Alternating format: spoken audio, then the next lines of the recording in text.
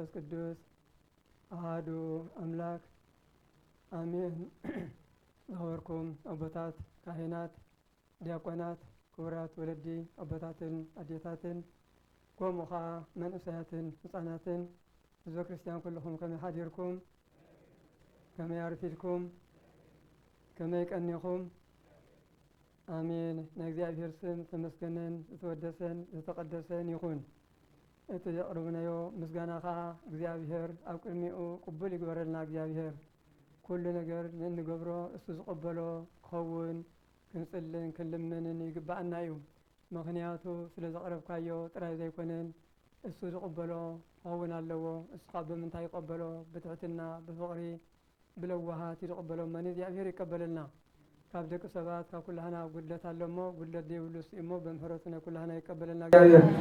እንኳዕ ከዓ ናብዚ ክቡር በዓል ኣዴና ቅድስት ድንግል ማርያም ከዓ ኣብፅሓና። እዚ በዓል እዚ ክቡር በዓል እዩ። ኩሉ ግዜ ኣዴታት ከዓ ዝያዳ ተኽብርኦ ካብ ኣስመራ ናብ ደብረ ሲና እንዳዘመርክ ንክትከዳ ትፈጠሩ ካብ ኣስመራ እንዳዘመርክ ንክትከዳ ዝልኽዶ። ስለዚ ሓንቲ ብሕልፊ ኣነ ከዓ ኣጋጣሚ ኣስመራ ከለኹስ ብኣውቶቡስ ምስ ኣዴታት ከይደ ነይረመኒ። ሕጂ እዚ ከምዚ ንሕና ሕጂ ማህሌት ለይቲ ጀሚሩ ሙሉእ ለይቲ ሓዲሩ ንጉሆ ዘይውዳእ ቃል እግዚአብሔር ቅዱስ ያሬድ ብመንፈስ ቅዱስ ተገሊፁ ዘደላወልና ኣዴታትና ከዓ ናይ ቅድስት ድንግል ማርያም ካብ ኣስመራ ደብረ ሲና ዘብፅሕ መዝሙራት ኣለወን ዘይውዳእ መዝሙራ ነገር ምንድን እዩ። ስለዚ ኣብኡ ከፊሉ ከምዚ ስኻትኩም ፅኒኩም ሰምና ኣብዚ ኣነ ከዓ እንዳሰማዕኹ ካብ ኣስመራ ጀሚረት ካብ ደብረ ሲና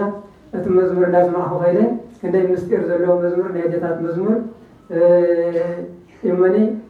ክንደይ መዝሙራት ኣለውን ክብለኒ እንዳዘመራ እየን ካብ ኣስመራ ንደብረ ሲና ካብ ደብረ ሲና ካብ ኣስመራ ንመለሳ ካብቲ መዝሙር እንታይ ኣስሚዕ ሓደ ከይትብሉኒ የፈርሕ ዘለኹ ኣስሚዕ ኣለኹ ኣስሚዕ ኣለኹ ካብ ኣስመራ ብግስ ክብላ ከላ ማርያም ኣስመረይቲ ደሓን ዓሊ ማርያም ደብረ ሲና ተቐበሊ እንዳለ ካብ ኣስመራ ይብገሳ። እዚኣ ናይ መበገሲት መዝሙር እያ። ካብ ደብረ ሲና ከዓ ተወዲኡ ኩሉ ጉዕዞ ክጅመር ከለካ ማርያም ደብረ ሲና ደሓን ዓሊ ማርያም ኣስመረይቲ ተቐበሊ ማይኣኽለኒ እዚኣ ኣኽለኒ ዶ እዚኣ ስኻትኩም ኳ ረሲዕኹማ ትኾኑ ንዒ ኣነ ግን እዚኣ ዘኪረ እያ። ስለዚ ካልእማ በብዓይነት ኩሉ መዝሙር ክንደይ መዝሙር ናይ ኣዴታት እመኒ እግዚአብሔር ናይ ኩሉ ዝቕበል ኣምላኽ ንኩላና ይቀበለና እሞ ደብረ ሲና በዓል ክቡር ዝኽበር እዩ። ዓለም ዝኽበረሉ እንታይ መንድዒ ደብረ ሲና ርእየ እቲ በዓል ኣከባብራ ደስ ይድብለካ እሞ ድሕምሰካዮ እመኒ ካብ ኣዴና ካብ ቅድስት ድንግል ማርያም በረኸታን ረድኤታን ይዓድለና እግዚአብሔር። እምበር በዚ መዓልቲ ናይ ኣዴና ናይ ቅድስት ድንግል ማርያም በዓል እዩ ክበሃል ከሎ ብዙሕ እዩ። ኣብ ሰነ ጎልጎታ እንበሃል ኣብኡ ፀልያ ቃል ኪዳን ዝተቐበለት ብልያ እንደገና ከዓ በዚ መዓልቲ እዚ ቤታ ዝተሃንፀሉን ቤታ ዝተቐደሰሉን መዓልቲ እዩ። ከመይ እንተበልና ኣብ ዘመነ ሃዋርያት ንመጀመርታ ግዜ ዝተሃንፀት ቤተክርስትያን ብሽም ኣዴና ቅድስት ድንግል ማርያም ጎይታ ኢየሱስ ክርስቶስ ሃኒጩ ሂብና ማለት እዩ። ሂቦም ንቅዱሳን ሃዋርያት ከም እንፈልጦ ኣብዚ ዓለም ጎይታናን ኣምላኽናን መድሓኒና ኢየሱስ ክርስቶስ 33 ዓመትን 3 ወርሕን ተቐሚጡ ዝያዳ ከዓ እተን 3 ዓመትን 3 ወርሕን ወንጌል ዝመሃረለኒ ተኣምራት ዝገብረለኒ ዝተጠመቐለኒ ዝፆመለኒ ሕማማት መከራ ዝተቐበለለኒ ዝተሰቐለለኒ ካብ ሙታት ተንሳእለኒ ን40 መዓልቲ ከዓ ናብ ሰማይ ዝዓረገለን እየን እመኒ። እዚአን ምስ ኮነ ድሕሪ ናይ ጎይታ ኢየሱስ ክርስቶስ ዕርገት ናብ ሰማይ ምስ ዓረገ ደቀ መዛሙርቱ 70 ቀዲሙ ኣብ ጽርሐ ጽዮን 72 ቋንቋ ስለ ዝገለጸሎም ኣብ ዓለም ኩሉ ኣብ ሰማይ ምውራዱ ካብ ድንግል ምውላዱ እቲ ክርስቶስ ዝመሃሮም 3 ዓመት ዝተምሃርዎ ንዓለም ክምህሩ ናብ ኩሉ ዓለም ከይዶም እዮም ቅዱሳን ሃዋርያት ማለት እዩ። ካብ ኢየሩሳሌም ማለት እዩ። ኣብ ኢየሩሳሌም መበገሲኦም ኣብኡ ዝተወልዲኦም ኣብ ከባቢኡ ዝተወልዲኦም ግን ናብ ዓለም ኣብ ዝፈልጥዎ ናብ ዘይፈልጥዎም ኩሉ ናብ ዓለም ክምህሩ ወንጌል ክሰብኩ ናብ ዓለም ከይዶም እዮም ሳለኹም ዶ ቅዱሳን ሃዋርያት ናብ ዓለም ከይዶም እዮም ማለት እዩ። እቲ እግዚአብሔር ዝመደቦም ማለት እዩ። ስለዚ እምበር ኣብቲ ዝኸድዎ ሕሱማት ሰባት ይረኽቡ፣ ሕያወት ሰባት ይረኽቡ፣ ድቐትሉ ሰባት ይረኽቡ፣ ገሊኦም ካብ ፅቡቕ ዝቕበሉ ይረኽቡ ኾ ከም ዕድሎም መቸስ ዜሩ ኩሎም መወዳእቶም ብሞት እምበሪ ኣሪጉ ዝሞተ ሰብ የለን ኩሎም بومتهم كلهم ميتهم مالتي بسماعة النتيهم ميتهم مالتي سلسل خلقا سلسل مهارو سأملات سلسل قبر أمر كفوا أي قبر النيرهم حواريات مالتي أمو بتغزيتي معي أولسين برناباسين بهالو ناب هذا بتا يخلو مني أبتز خلو بتا يمرو نيرهم على فيلبسيوس بهال بتا أو مسكلو بروخات سباتهم أتم سبات وانجل مسمهرهم كل مسمهرهم ناجي أبهر حدنتين سلسلتين كان تخرج المهارو سلاسي خندي أحد يخون سلسي يخون حدنتين سلسلتين بمنتاي سلسلتين بمنتاي حدنتين نابلو كل مسمهرهم كاب سلسة أكلات حدا واللقاء ኢየሱስ ክርስቶስ ካብ ሰማይ ወሪዱ ካብ ድንግል ካብ ስጋ ስጋ ካብ ነፍሳ ነፍሲ ወሲዱ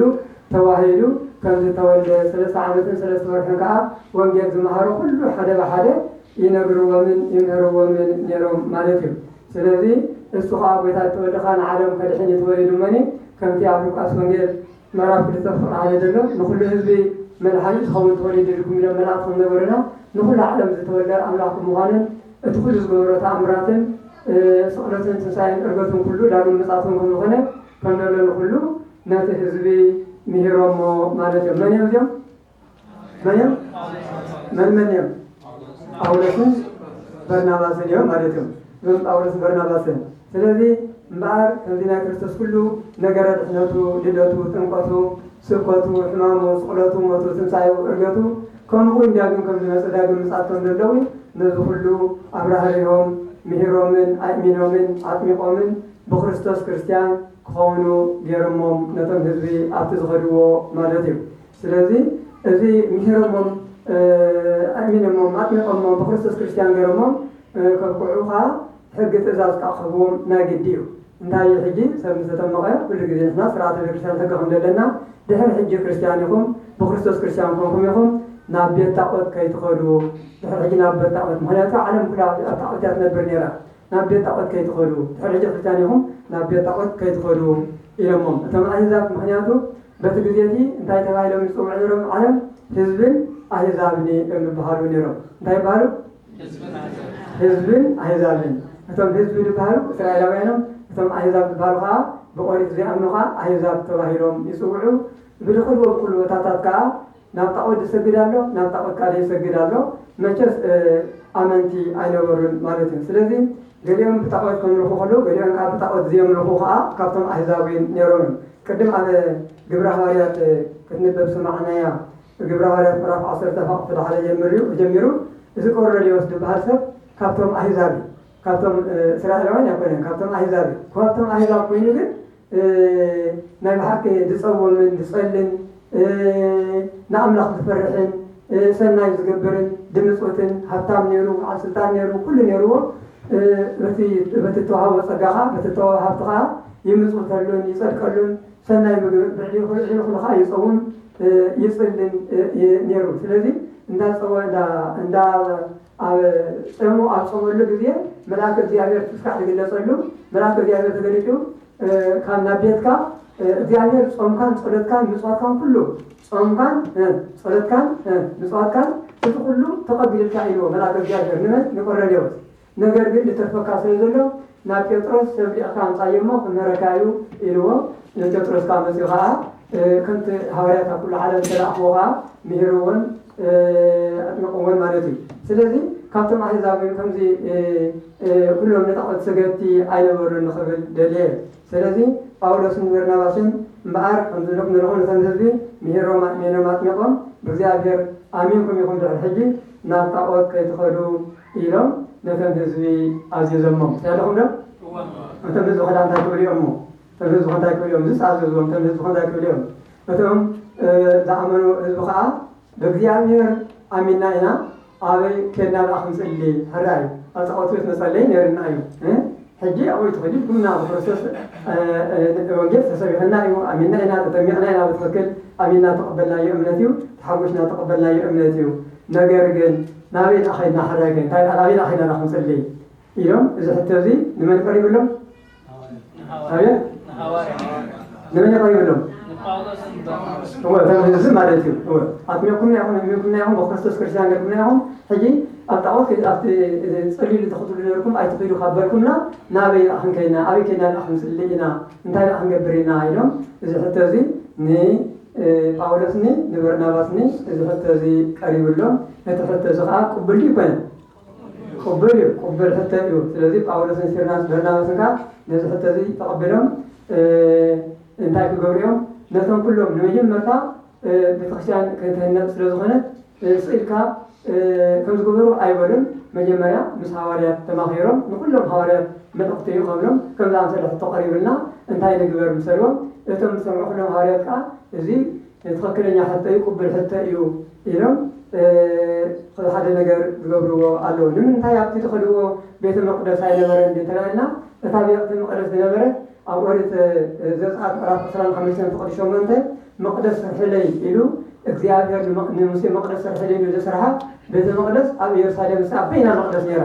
ናይ ጸሎት ቤት ምኩራብ በኋላ ሓልፈን ነረን ኣብ ኢየሩሳሌም ከባቢ ኣብ ኢየሩሳሌም ከባቢ ሓሊፍካስ ምንም አይነበረን ማለት ነው በትግዜት ማለት ነው መቅደስ አላ እታ ታሽሞ ንጣፍም ዝተሃንጸት መንሹም ንሙሴ ተኣዘዘት ብድሕሪ ሰሎሞን ዝሰርሐ እዚ መጀመርያ ብድንኳን ነራ ብድሕሪ መቅደስ ተሰርሐ እሳ ኣብ ኢየሩሳሌም ያደላ ስለዚህ ኣብ ኩሉ ብኸድወሲ ቤተ መቅደስ ምኩራብ ከዓ የለን ማለት እዩ ስለዚ ኣብ ኢየሩሳሌም ጥራይ ነራ ስለዚ ጳውሎስን በርናባስን ከዓ ከም ተቀደም ዘለኹም ንሐዋርያት ዝኸዱ ነገርዎም ሐዋርያት ማር እንታይ የሚለው ሱባኤ ንእተው የሚለው ሳይለኹም እንታይ ነተው ሱባኤ ንእተው ሱባኤ ማለት እንታይ ማለት እዩ ጸሎት ነሓስ ማለት እዩ ጾም ጸሎት ነሓስ ተባሂሉ ጾም ጸሎት ሕዮም ምክንያቱ ንምንታይ ጾም ጸሎት ትሕዝ እንታይ እዩ እግዚአብሔር ተገልጸካ እግዚአብሔር ድለምንካ የእግዚአብሔር ተበቃይ ሕጂ እንታይ ክንገብር ከም ዘለና ገለጸልና ኢሎም ሱባኤ ናብ እግዚአብሔር ፈቃድ ሓቲቶም ንጾሙ ንጸለይኻ እግዚአብሔር ካ ድለምንካዮ ዘይከል እዩ ከምቲ ዳዊት ቤተ መቅደስ ክሰርሕ ሓሲቡሲ ብጸሎት ለሚሆን እግዚአብሔር ካ መልስ ይግቦ እስኻ ኣይኮንካ ዝሰርሓለይ መን ይሰርሓለይ ኣቤት ወድኻ ሰሎሞን ይሰርሓለይ ድበረው كم حواليات كان أملاك حاتيتهم مالتيو أملاك صلتهم سمعلهم تقبلهم مالتيو تقبلوا بذل معاتي أبتي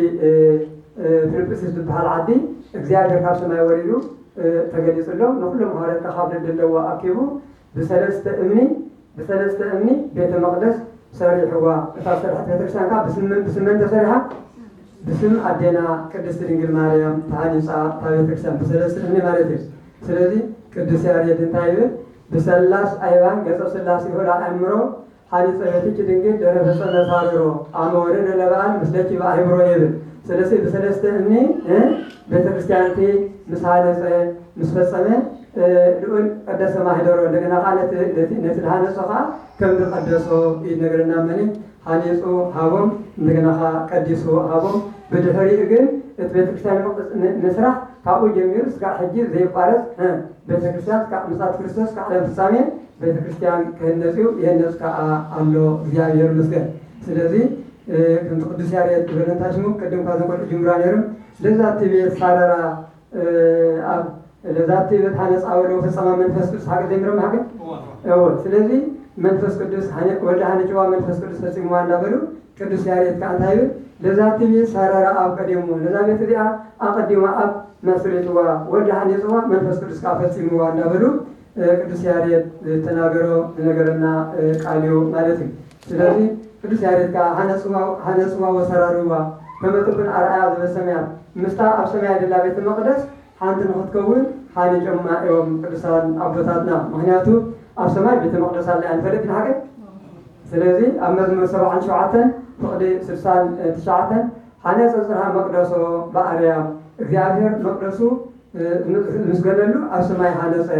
ኢልዎ ስለዚህ ኣብ ሰማይ ሓኒጽዩ ከምኡ ራ ዮሐንስ ምዕራፍ 11:19 እታ ኣብ ሰማይ ደላ ቤተ መቅደስ ተኸፍተት እታ ውሽጣ ዘሎ ታቦት ኣምላኽ ከዓ ተራእየ ይብል ቤተ መቅደሱን ታቦትን ኣብ ሰማይ እውን ከም ዘሎ ይነግረና ስለዚህ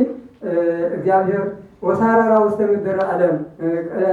ወሳራራ ውስተ ምድር ኣብ ምድር ከዓ መስሪትዋ ኣብ ምድር ከዓ ንቅድስቲ ድንግል ማርያም ምሕደሪኡ ክትከውን መቅደስ ክትከውን ከዓ ንቅድስቲ ድንግል ማርያም ከዓ ተገርዋ ፈጢርዋ ማለት እዩ ስለዚህ ቅድስቲ ድንግል ማርያም ከዓ ቀዳሜቲ ካብታ ኣብ ሰማይ ደላ ቀፅላ ኣብ ምድሪ ከዓ ናይ ኣምላኽ መቅደስ እያ محدري مالتي سلازي قدست دنجل مريم أبز عالم فتيرو مقدس فتكون مسئلتين قدست دنجلو فتيرو واقع مخياتو تشعات ورحن حمشته معتن أما حسنا صنيحو بالحريون 3 عامتين 3 ورحنا حقيقات تقع هذه الطاعة بقبض تسجيلها سلازي قدست دنجل مريم كا ناي بيتا مقدس يون محدري يون يامني بيت المقدس كل جزء كنت جميرو أم حنياتو أقدس دنجل مريم حسن كتنسيخ خاد بحال يميرو أكلاو على محسنا سلازي هذا مقدس جرا قدمون سيت جرو سلازي فترايو سلازي بدل ما عتس المقدس بسلسة من جرو زهانة سلسة مقدس مرة بسلاس أيوان قصة سلاس بلا عمرو بسلسة من سلسة النتنيا ملك سلسة حنت لتفسير مخالقة حد النتن جرو بمثال يجرو كل جزء بترسل أنا حد النتن سلسة النتن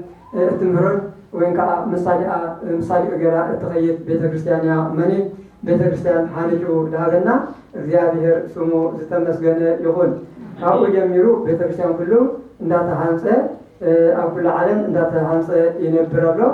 ክቕፅል እዩ እስካዕ ዳግም ምጽኣት እውን ክቕፅል እዩ እቲ ሕዝን ግን እቲ ተሃንፀ ቤተ ክርስቲያን በለት እቲ ድሕነ ኩላና እናሓዝነሉ እዩ ኣብ ኣሜሪካ ድዩ ዝያዳ በዓል ኣውሮፓ በዓል ካናዳ እቲ ኣቦታቶም ዝሃነፅዎ ቤተ ክርስቲያን ክሽየጥን እንዳፈትየልን እንዳንታሽሙ ክኸውን ወይም ከዓ ካልኦት ኣህዛብ ክወርስዎ ከለው ይሕዝነካ እዩ ስለዚ ንሕና ከዓ እቲ ዕንጨት ከይመፀና ክንፅሊ ኣለና መነ እግዚአብሔር ቤተክርስቲያን ሃንጭ ይብና በቲ ግዜ ዘመነ ሐዋርያት ሃንጫ ተጀሚራ ቤተክርስቲያን ስጋ ሕጂ እንዳትሃንፀት ስጋ ዳግም ምጽኣቱ ክትቅፅል እያ ከም እግዚአብሔር ፈቃድ ከምቲ ንሪኦ ግን ደሰክፈካን ደጉሄካን ድሕዝነካን ግን ኣሎ እንታይ እሱ ቤተክርስቲያናት ኣብያተ ክርስቲያናት ክሽየጣ ምርኣይና የመኒ ቤተክርስቲያን እግዚአብሔር ሃንጩ ድሃበና ቀዲሹ ድሃበና ስለዝኾነ ቤተክርስቲያን ዝሃበና ኣምላኽ ምስግን ይኹን ቤተክርስቲያን ኣብዚኣ ቤት እግዚአብሔር እያ ቤተ ኣምላኽ ስለዝኾነት ከዓ ኣብዚ ንኣምላኽና ነመስግነላ ደለንያ ንልምነላ እንተተወለድና ኣብዚኣ እቲ ድምርዖ ኣብዚኣ ምስ መጥና እውን በዚኣ ግርና ናብ ኣምላኽ ንኸደላ እዚኣ ንዓና እግዚአብሔር ዝሃነፀልና ብደሙ ዝሃነፀልና ብደሙ ዘጥርየልና ቤተክርስቲያን ብደሙ እያ ተጠርያ ብኻልእ ኣይኮነን ተጠርያ ስለዚ ነዚ ዝሃበና ኣምላኽ ዝተመስገነ ይኹን እምበኣር ኣብዛ ቤተክርስቲያን እዚኣ ብልናት ከይንሕዛ ብድፍረት ከይንሕዛ ብትዕቢት ከይንመፃ ብትሕትና ክንመፃ ብንእስና ብቅድስና ክንመፃ ብፍቅርን ሰላምን ክንመፃ ኩሉ ግዜ ብግርህነት ብለዋህነት ብትግሃት ኩሉ ግዜ ክነገልግላ ቤት ኣምላኽ እያ ከምታ ነታ ገዛና እንገብረላ ኩሉ ነዚኻ ካብኣ ንላዕሊ ክንገብረላ ይግባአና ኩሉ ግዜ ቤተክርስቲያን እንታይ ከም ተድልያ እታ ገዛና እንታይ ከም ተድልያ እንተታኢና እዚኣ እታ ገዛና ደልያ እዛ ቤተክርስቲያን ከዓ የድልያ እዩ ንፅህና የድልያ ኩሉ ግዜ ፅሬት የድልያ ድረኣኻዮ እንዳልዓልካ ንጎደለ እንዳመላእኻ ክንከይድ ይግባአና መኒ ቤትና ካብታ ቤትና ንላዕሊ እዚኣ ንዓና ቤትና እያ ማለት እዩ ስለዚ እምበኣር ኣብዛ ቤት እዚኣ ከመይ ገርና ቅዱስ ጳውሎስ ነዛ ንቤተክርስቲያን እንታይ ይብላ ኣብ ቀዳማይ ጢሞቴዎስ ምዕራፍ 3 ፍቕዲ 15 እንታይ ይብል እንተደንገኹ ግና ይብል ኣብታ ቤተ ኣምላኽ ማለት ኣብታ ናይ ሓቂ ዓንድን መሰረትን ዝኾነት ቤተክርስቲያን ሕያው ኣምላኽ ከመይ ገርና ክንነብር ከምዝግባአና ክትፈልጥ ፅሕፈልካ ኣለኹ ከመይ ገርና ክንነብር ብትሕትና ከመይ ገርና ክንነብር ብነፅህና ከመይ ገርና ክንነብር ብፍቕሪ ከመይ ገርና ክንነብር እንዳገልገልና ከይተሃከና ንሸለል ከይበልና ክነገልግላ ከምዝግባአና ንቤተክርስቲያን ቅዱስ ጳውሎስ ከመይ ገርና ክንነብር ካብታ ቤተ ኣምላኽ ከመይ ገርና ክንነብር ከምዝግባአና ፅሕፍልና ኣሎ መኒ ቤተ ኣምላኽ ቤት እዩ ቤተ ኣምላኽ እንኳንስ ቤተ ኣምላኽ ናይ ሰማያዊ ቤት ናይ ምድራዊ ንጉስ እንኳን ቤቱ ከመይ ጌርካ ክትሓዝ ከም ዘለዎ ክንፈልጥ ይግባአና እዩ ወይ ከዓ ንፈልጥካ ኢና ዘይንፈልጥ ኣይኮናን መኒ እግዚአብሔር በሎመዓልቲ ቤቱ ዝተቐደሰሉ እዩ ቀደሰ ማሂደር ልኡል እግዚአብሔር ቤቱን ቀዲሹ እዩ እግዚአብሔር ኣብ ማእኸላኻ ኣሎ ፍጹም ከዓ ኣይትህወኽንያ እንዳበለ እግዚአብሔር ንቤቱ ቀዲሽዋ እዩ ኣብ ማእኸላ ኣሎ ንዝለዓለም ከዓ ኣይትናወፅንያ ኣይትህወኽንያ እንዳበለ በቲ ቀደሰ ማሂደሩ ከሎ ማሂደሩ እታ ተሃንፀት ቤተክርስቲያን ማሂደሩ እያ ቅድስት ድንግል ማርያም ከዓ ማሂደሩ እያ መኒ ኩሉ ማሂደረ ኣምላኽ እዮም መኒ እግዚአብሔር ባሪኮን ቀዲሱ ዝሃበና ኣምላኽ ስሙ ዝተመስገነ ይኹን ስለዚ ቤተ አምላኽ ኩሉ ግዜ ክነኽብሮም ይግባእና። ኩሉ ግዜ ክቡር እዩ ቤተ አምላኽ ክቡር እዩ። ሰኣንና ኣውፅና ንቤተ አምላኽ ንኣቱ ሰኣንና ጥራይ ዘይኮነ ትዕቢት እንተልና እውን ካብ ሰኣንኻ ኣውፂኻ ትዕቢት ሒዝካ ክትኣቱ ትዕቢት ገዲፍካ ሰኣንኻ ክትኣቱ ይሓይሽ። ስለዚ ሰኣንና ጥራይ ክንወፅእ ዘይኮንና ክፍኣትን ተንኮልን ሓኬትን ኩሉ ነገር ኩሉ ክነውፅኦ ይግባእና እምበር ሰኣንና ጥራይ ዘይኮነ ካልእ ኮይና ውፅና ናብ ቤተክርስትያን ክንኣቱ ኮና ብንስና ብቅድስና ብትሕትና ብፍቕሪ ብሰላም ብለዋሃት ብጭካኔ ዘይኮነት ብለዋህነት ብምትሕዝዛን ሓወይ ሓብተይ ብምባል ብምክብባር ኣብ ቤተክርስትያን ክንኣቱ ኣለና እመኒ ከመይ ጌርና ክንነብር ከም ዘለና ዝብለ ቅዱስ ጳውሎስ ነዚ እዩ ብዙሕ ኣሎ ከመይ ጌርና ክንነብር ከም ዘለና ልዕሊ ኩሉ ፍቕሪ እዩ ልዕሊ ኩሉ ትሕትና እዩ ልዕሊ ኩሉ ትግሃትን ለዋህነትን እዩ። ስለዚ ነዚ ኩሉ ኮይና ንክንነብር ብእግዚኣብሔር ከዓ እግዚኣብሔር ሓገዘና ንሕና እንታይ ዓቕሚ ኣለና እሱ ሓገዘና እዩ ሓገዘና ባዕሉ ፈቃዱ ኣምላኽ ንክንፍፅም ከዓ ናቱ ቅዱስ ፈቃዱ ይኹነልና። እግዚአብሔር ማር ናዴና ቅድስት ድንግል ማርያም በረኸታን ረድኤታን ያዕድልና። እግዚአብሔር ሰማዕናዮ ብናሕድረና ስንኩ ስለሰማዕኹኒ እግዚአብሔር ይስማዓኹም። እምበር ኣነ ከዓ ዲለይ ከዓ ናይ ቅድስት ድንግል ማርያም ሓንቲ መዝሙር ተዘምር ተቀደሲ ወንስኢ ሃይለ